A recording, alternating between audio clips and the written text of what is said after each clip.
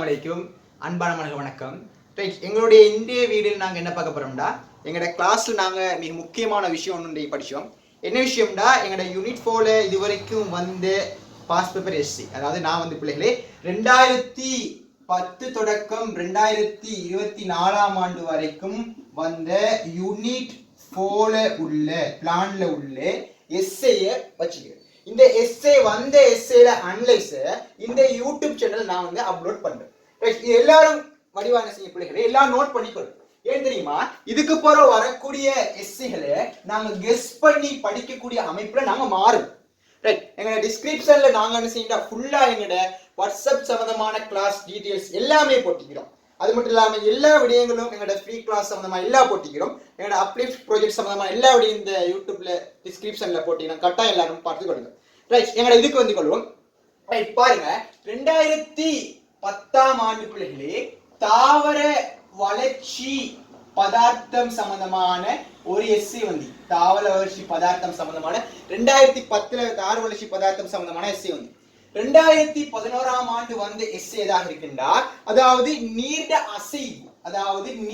அசைவு, பிள்ளைகளே நீர்ட அசைவுண்டா எந்த வகையான அசைவுண்டா, உதாரணமாக மண்ணீர் கரைசல் இருந்து, அதாவது மண்ணீர் கரைசல் பிளஸ் வேரின் ஊடாக நீர்ட கிடையான ஒரு அசைவு சம்பந்தமான ஒரு கேள்வி எஸ்ஏ வந்து 2012 ஆண்டு வந்து எஸ்ஏ எடுத்துக்கொண்டால் எங்கட உரியம் சம்பந்தமான எஸ்ஏ வந்து உரியம் சம்பந்தமான ஒரு எஸ்ஏ வந்து 2013 ஆண்டு வந்து எஸ்ஏ எடுத்துக்கொண்ட பிள்ளைகளே எங்களுக்கு உதாரணமாக எங்கட ஒளித்தாக்கம் சம்பந்தமான விடயம் வந்து, அதாவது இது யூனிட் 2ல சம்பந்தமான விடயமான ஒளித்தாக்கம். எங்கட யூனிட் 4 சம்பந்தமாக 2 ப்ளாட் பண்ணி வந்து வரக்கூடியதாக இருந்துச்சு. 2 ப்ளாட் பண்ணி வந்து ரைட், எங்களை 2014 ஆண்டு வந்து எஸ்ஏ எடுத்துக்கொண்டா 2014 ஆண்டு வாசி உதாரணமாக மறுபடியும் எங்களோட தாவர வளர்ச்சி பதார்த்தம் எல்லா நிமோனிக்ஸும் நான் கட்டாயம் அப்லோட் பண்ணுவேன். ரைட், பாருங்க இந்த முறையும் தாவர வளர்ச்சி பதார்த்தம், இந்த முறையும் தாவர வளர்ச்சி பதார்த்தம் வந்து பிள்ளைகள். ரைட், 2015 ஆண்டு வந்து எஸ்சி எடுத்துக்கொண்டா 2015 ஆண்டு வசந்தரமாக கலன் தாவரங்கள்ல கொண்டு செல்லி சம்பந்தமான, அதாவது கலன் தாவரங்கள்ல பொதுவாக கொண்டு செல்லும் சம்பந்தமான திரவியம், அதாவது கலன் தாவரம் சம்பந்தமான இது, அவை கலன் தாவரங்கள்ல இருக்கின்ற கொண்டு செல்ல என்ன செய்யா, கொண்டு செல்ல திரவியம் சம்பந்தமாக வந்து கலன் தாவரம் சொல்லக்கூடிய விடயம் என்ற பிள்ளைகள் வழியா நீங்க விளங்கிக் கொள்ளுங்க. கலன் தாவரம் தான் இரண்டாக இருக்கு, கால் பிளஸ் உரியமாக இருக்கும். அப்ப இதுல கொண்டு செல்லக்கூடிய உரியம்டா உரியத்துல கொண்டு செல்ல என்ன விடயம் கொண்டு செல்லப்படும், அது சம்பந்தமான ஒரு எஸ்சி டாபிக்காக இருக்கு. அப்ப 2016 ஆண்டு வந்து எஸ்சி எடுத்துக்கொண்டா இவ்வாறு நான் எல்லா எஸ்சியும் தொகுத்து வச்சுக்கோம். இப்ப 2016 ஆண்டு வந்து எஸ்சி எடுத்துக்கொண்டா தாவர வளர்ச்சி பதார்த்தம் மறுபடி என்னடா தாவர வளர்ச்சி பதார்த்தம் வந்து அடிக்கடி வருகின்ற ஒரு முதல்ல பழைய சிலபஸ்ல இருந்துச்சு. ஆனா வந்து இதுக்கு போற 2016 ஆண்டுக்கு போறவோ எங்களோட தாவர வளர்ச்சி பதார்த்தம் வரல. அப்ப இந்த வருடம் எங்களுக்கு வர சான்ஸ் இருக்குது. ரைட், எங்க 2017 ஆண்டு வந்த क्वेश्चंस எடுத்துக்கொண்டா எங்கட ஆவியீர்ப்பு பிளஸ் உறிஞ்சன்மானி சம்பந்தமாக, ஆவியீர்ப்பு சம்பந்தமாக பிளஸ் என்ன செய்யறாங்க உறிஞ்சல்மானி சம்பந்தமான பரிசோதனை எங்கட கிளாஸ் நாங்க என்ன செய்யறோம் டீடைல்ஸ் இது நாங்க பார்த்தோம். பிளஸ் 2018 ஆண்டு வந்த எஸ்சி எடுத்துக்கொண்டா 2018 ஆண்டு தாவரங்கள இனப்பெருக்க முறைகள், தாவரங்கள் இருக்கின்ற இனப்பெருக்கத்தை எடுத்துக்கொண்டா பிள்ளைகளே உதாரணமாக இலிங்க முறை இனப்பெருக்கம், அதாவது இலிங்க முறையாக இருக்கும், அடுத்தது இலிங்க மீள்முறையாக இருக்கும். அப்ப இது ரெண்டு சம்பந்தமா இது வந்து சந்ததி பரிவிருத்தி நம்ம என்னோட கிளாஸ்ல பரிவிருத்தி சம்பந்தமாக நாங்க என்ன செய்யணும் ஃபுல்லா பார்த்தோம். அப்ப இது என்ன செய்யணும் கம்ப்ளீட் பண்ணி இந்த வருஷத்துல எஸ்ஏ வந்து 2019 ஆண்டு வந்து எஸ்ஏ எடுத்துக்கொண்டா எங்களோட உரியம் சம்பந்தமாக மறுபடியும் எங்களோட உரியம் வந்து உதிச்சு 2019 ஆண்டு உரியம் வந்துச்சு. அது மட்டும் இல்லாம இருவித்திலை தாவரங்கள்ல இருக்கின்ற, அதாவது வகைக்குரிய இருவித்திலை தாவர இலைகள்ல குறுக்குவெட்டு முகத்தில காணப்படுகின்ற இலைகள கட்டமைப்புன்னு சொல்லி, ஆகவே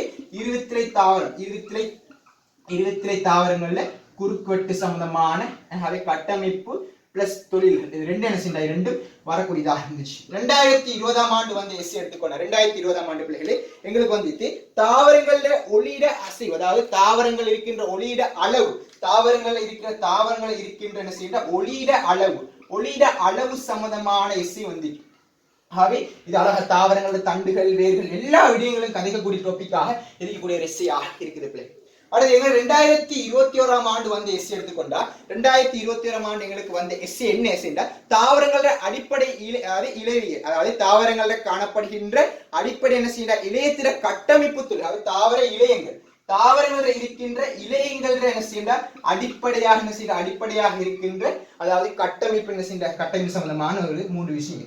அது சம்பந்தமாக எஸ்ஏ வந்து அடுத்து 2022ஆம் ஆண்டு வரக்கூடிய எஸ்ஏ இருந்தா என்ன எஸ்ஏ வந்து பிள்ளைகளே எங்களோட துணை வளர்ச்சி. ஆகவே நல்ல ஒரு எஸ்ஏ ஆகிருக்கீங்க. துணை வளர்ச்சி எங்களோட துணை வளர்ச்சி சம்பந்தமான ஒரு எஸ்சி தமிழத்துல வரக்கூடியதாக இருந்து 2022ஆம் ஆண்டு வந்த எஸ்சி ஆகும். இதெல்லாம் அனலைஸ் பண்ணிப்பீங்க, பட் நான் வந்து அனலைஸ் பண்ணி வராத எஸ்சி இந்த இதுல சொல்லப்பட்டேன். 2023ஆம் ஆண்டு உதாரணமாக எங்களோட அப்போ பிளாஸ்டிக் பாதி சம்பந்தமாக ஆரைக்குரிய கொண்டு செல்ல ஒரு முறை 3 முறையில ஒரு முறை வந்து அது மட்டும் இல்லாம எங்களோட பூக்கும் தாவரங்களை இரு கூட்டங்களை வேறுபடுத்த உதாரணமாக எங்களோட அப்போ பிளாஸ்டிக் என்ன செய்யணும் அந்த பாதையும் ஆகவே பிளஸ் என்ன செய்யண்டா எங்களோட பூக்கும் தாவரங்கள்ல இருக்கின்ற அந்த ஒரு வித்திலாக இருக்கலாம், பிள்ளைங்க இரு வித்திலாக இருக்கலாம். இந்த 2 சம்பந்தமான ஒரு ஐடியாலஜிதாரமாக ஒரு வேறுபாடாக ஒரு நியூ அப்டேட்ல வந்து எங்களோட இந்த வேறுபாடு சம்பந்தமாக வருகின்றதுக்கு வாய்ப்புகள் 100க்கு 100% அதிகமாக நெருங்கி கொண்டு வருது. இப்ப பாஸ்டர் அனலைஸ் பண்ண 2024ஆம் ஆண்டு பிள்ளைகளை நாங்க நோக்கினோம். 2024ஆம் ஆண்டு எங்களுக்கு தெரியும் உதாரணமா தகைப்பு சம்பந்தமாக எங்களுக்கு வந்து தகைப்பு சம்பந்தம் வந்து இப்ப 2025ஆம் ஆண்டு எந்த எஸ்ஐ வரலாம் நான் வெயிட் பண்ணி பார்க்கிறேன். எந்த எஸ்ஐ வரும் வெயிட் பண்ணி பாப்பேன் எஸ்ஐ வருது. 2025ஆம் ஆண்டு ஏதாவது இப்ப தகைப்பு இப்ப 2025ஆம் ஆண்டு பிள்ளைகள் எந்த எஸ்ஐ வரக்கூடிய சான்ஸ்ல இருக்கின்றா. அப்ப இது வரைக்கும் உதாரணமாக நான் சொல்லக்கூடிய எஸ்ஐல கட்டாய பிள்ளைகள் என்ன செய்ய பிராக்டிஸ் பண்ணி பாருங்க. கட்டாயம் இந்த வீடியோ பார்க்குற எல்லாருமே இந்த எஸ்ஐயை பிராக்டிஸ் பண்ணி பாருங்க. பிள்ளைகளே முதலாவது எஸ்ஐ உதாரணமாக வேர்கள் மற்றும் அங்குரங்களில் நடைபெறும் முதலான வளர்ச்சியை விளக்கு, அதாவது வேர்கள் மற்றும் அங்குரங்களில் நடைபெற முதலான வளர்ச்சியை விளக்க சம்பந்தமான எஸ்ஐயை பாருங்க. அப்ப அது சம்பந்தமான வேறுபாடையும் விலக்கி ஒரு எஸ்ஐ செஞ்சு பாருங்க. உதாரணமாக வேறு மற்றும் அங்குரு நடைபெறும் முதலான வளர்ச்சி வேற செஞ்சு பார்த்து இது அவற்றுக்கு இடையிலான ஒரு வேறுபாடு சம்பந்தமான ஒரு எஸ்ஐ நீங்க கட்டாயம் பிராக்டிஸ் பண்ணி பாருங்க. ஏண்டா பிள்ளைகளே 2023ஆம் ஆண்டு செய்யலாம் வேறுபாடு சம்பந்தமான எஸ்ஐகள் வருது. அப்ப நீங்க அந்த எஸ்ஐ ட்ரை பண்ணி பாருங்க. யூனிட் 4 அடுத்த பிள்ளைகளே எங்களுடைய வகைக்குரிய 23 தாவரங்கள்ல இருக்கின்ற வேரின் முதலான கட்டமைப்பு, அதாவது வகைக்குரிய 23 தாவரங்கள்ல முதலான கட்டமைப்பு கீறி பத்தி அதுக்கான முக்கியமான படங்கள்ல குறிச்சு என்ன பாயிண்ட் வரும் அது முக்கியமா பார்த்துக்கொள்ளுங்க. அப்ப 2வது எஸ்சி வந்து நான் வந்து பிராக்டிஸ் பண்ணி பாருங்க. இந்த எஸ்சி வரும்னு சொல்லல, இந்த எஸ்சியை அட்லீஸ்ட் பிராக்டிஸ் பண்ணி பாருங்க. அடுத்து 3வது வகைக்குரிய 23 தாவரங்கள்ல தண்டிட முதலான கட்டமைப்பு, அதாவது வேர்ல தண்டிட கட்டமைப்பு எல்லாத்தையும் பாருங்க. ஆகவே வேர்ட முதலான கட்டமைப்பு தண்டிட முதலான கட்டமைப்பு எல்லாத்தையும் கீறி என்னென்ன பாயிண்ட் வருது அந்த படத்தை போட்டு ஷார்ட் கட்ல எழுதி நீங்க படமாக்கி கொள்ளுங்க. அடுத்த விஷயம் பிள்ளைகளே ஒளியை கைப்பற்றுதல் சம்பந்தமாக உதாரணமாக அங்குரங்கள வடிவமைக்கப்பட்ட விதத்தை விளக்கு. அது சம்பந்தமான எஸ்ஐ வந்தாலும் அது சம்பந்தமான எஸ்ஐகள் வேற டாபிக்ல வர சான்ஸ் இருக்குது. அதையும் ஜஸ்ட் ட்ரை பண்ணி பாருங்க. எப்படி ஒளியை கைப்பற்று சம்பந்தமான அங்குரங்களோட சம்பந்தமான இதை நீங்க ஒரு ட்ரை பண்ணி பாருங்க. அடுத்த உதாரணமாக வகைக்குரிய 23 தாவரங்கள் மற்றும் 23 தாவரங்கள் இலைகளின் கட்டமைப்பை விவரித்து விளக்குக. வகைக்குரிய 23 தாவரங்களுடைய இலையில கட்டமைப்பு எங்களுக்கு வந்த கேள்வியாக இருக்குது. ஆனா பிள்ளைகளே அவற்றுக்கு இடையிலான ஒரு வேறுபாடு இது வரைக்கும் வரலாம், கேட்டு வரலாம். தாவர வளர்ச்சி பதார்த்தமே மறுபடியும் வருது, அதை கேட்டு வரலாம். ஆகவே அவற்றுக்கு இடையிலான ஒரு வேறுபாடு சம்பந்தமான ஒரு எஸ்ஸையை ட்ரை பண்ணி பார்த்துக்கொள்ளுங்க. ஆகவே இந்த இலையில விஷயம் சொல்றேன். அடுத்த விஷயத்துக்கு உதாரணமாக பிள்ளைகளே முக்கியமாக இலைவாயில கட்டமைப்பு. இலைவாயிட கட்டமைப்பை கட்டாயம் எல்லாரும் ட்ரை பண்ணி பாருங்க. இலைவாயிட கட்டமைப்பை கட்டாயம் ட்ரை பண்ணி பாருங்க. இலைவாயிட கட்டமைப்பை கீறி அதுக்கு மட்டும் இல்லாம இலைவாயிட திறந்த மூடல் பொறிமுறையில கேஷ் பிளஸ் வகைப்பாகம் என்ன அது சம்பந்தமான கேட்டு ஒரு முழுமையான எஸ்சி வரலாம். இதையும் கட்டாயம் அழுத்தி சொல்றேன் பிள்ளைகளே, கொஞ்சம் ட்ரை பண்ணி பாருங்க. அடுத்த விஷயம் உதாரணமாக தாவரங்கள்ற நீர் மற்றும் கரையங்கள்ற அதாவது அசைவு முறை விளக்கு. அவை தாவரங்கள் இருக்கின்ற நீர் மற்றும் கரையங்கள்ற அசைவு முறை விளக்கு சம்பந்தமான ஒரு எஸ்ஸையும் ட்ரை பண்ணி பாருங்க. அடுத்தது தாவரங்கள் நடைபெறும் சாற்றேற்றல் பொறிமுறை பிள்ளைகளே கட்டாயம் இந்த எஸ்ஸையை ட்ரை பண்ணுங்க. இந்த சாற்றேற்றல் உதாரணமாக சாற்றேற்றல் இந்த எஸ்ஸையை கட்டாயம் பிள்ளைகள் ட்ரை பண்ணி பாருங்க. அதாவது இது வரைக்கும் வராத ஒரு எஸ்ஸையாக இருக்குது. கட்டாயம் நான் சொல்ற எஸ்ஸை இதான் வரும் இல்லை, அதை நீங்க வந்து ட்ரை பண்ணி பாருங்க. அடுத்த விஷயம் உதாரணமா தாவரங்கள் நடைபெறும் சாற்றுதல் படி நாங்க பார்த்துட்டோம். அடுத்து வந்து அடுத்தது வேர்கள்ற கனிப்பொருட்கள அகத்துறிஞ்சல் பொறிமுறை, வேர்கள்ற இருக்கின்ற கனிப்பொருட்கள அகத்துறிஞ்சல் பொறிமுறை சம்பந்தமான வேர்கள்ற கனிப்பொருள் அகத்துறிஞ்சல் சம்பந்தமாக கட்டாயம் பார்த்துக்கொள்ளுங்க. உதாரணம் அது மட்டும் இல்லாம உதாரணமாக ஆவியுறுப்பு எஸ்ஏ, பிள்ளைகளே ஆவியுறுப்பு சம்பந்தமான எஸ்ஏ கட்டாயம் பார்த்துக்கோங்க. அப்ப அது மட்டும் பார்க்கறது இல்லாம கசிவும் ஆவியுறுப்புக்கும் இடையிலான ஒரு கம்யூனிகேஷன், அதாவது வேறுபாடு கட்டாயம் பார்த்துக்கொள்ளுங்க. வேறுபாடு சம்பந்தமான ஒரு எஸ்ஸே வர சான்ஸ் ஒன்று இருக்குது, கட்டாயம் பார்த்துக்கொள்ளுங்க. அது மட்டும் இல்லாமல் ஆவியுறுப்பை பாதிக்கும் காரணி சம்பந்தமான எஸ்ஸையும் நீங்க பார்த்துக்கொள்ளுங்க. பிள்ளைகளை நான் வந்து இது வரைக்கும் ஒரு 15 எஸ்ஸை மட்டும் உங்களுக்கு சொல்றேன். அந்த எஸ்ஸையை கட்டாயம் ப்ராக்டிஸ் பண்ணி பாருங்க. அதாவது நான் என்ன படிக்கிறேன் யோசனையா இருக்கிற பிள்ளைகளுக்கு கட்டாயம் இது மிச்சம் ஹெல்ப் ஆகிருக்கு நான் நம்புறேன். ஆவியுறுப்பு பாதிக்கும் காரணம் கட்டாயம் பிள்ளைகளை ஒரு ட்ரை ஒன்று பண்ணி பாருங்க. அடுத்து காலிலையங்கள்ன்ற கட்டமைப்பு, காலிலையங்கள்ன்ற கட்டமைப்பு சம்பந்தமா 4 இருக்கு. 4 விடயத்துல சும்மா நார்மலா டீப்பா கொஞ்சம் பார்த்துக்கொள்ளுங்க. அது கட்டாயம் வரக்கூடிய ஒரு சான்ஸாக இருக்குது.